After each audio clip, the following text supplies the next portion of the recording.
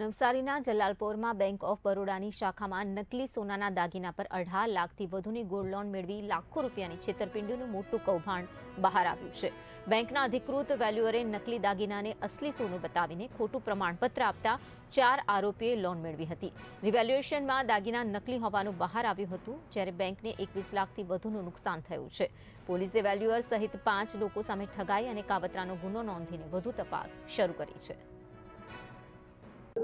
તારીખ 15/5/2026 રોજ જલાલપોર પોલીસ સ્ટેશનમાં આઈપીસી કલમ 420, 467, 68 અને 471, 120 બી મુજબનો ગુનો દાખલ કરવામાં આવેલ છે, જેમાં ફરિયાદી તરીકે પોરસભાઈ કેકીભાઈ ભાઠેના ધંધો નોકરી રહે આદર્શ પાર્ક સોસાયટી છાપરા રોડ નવસારી કે જેઓ બેંક ઓફ બરોડા જલાલપોરમાં પણ નોકરી કરે છે, તેમણે આ ફરિયાદ આપેલી હતી, જેમાં આરોપી તરીકે રાજેશભાઈ ગોવિંદભાઈ પરમાર, સુરેશભાઈ કવલધારી યાદવ, રામસિંહભાઈ જગદીશભાઈ નિર્મળ અને જીતેન્દ્રભાઈ કાનજીભાઈ કોરાટ તમામ રહે નવસારી અને મૌલિક ઠાકોરભાઈ ટંડેલ રહે જહાંગીરપુરા સુરત નાઓ વિરુદ્ધમાં આ ફરિયાદ આપેલ હતી। જે ફરિયાદ છે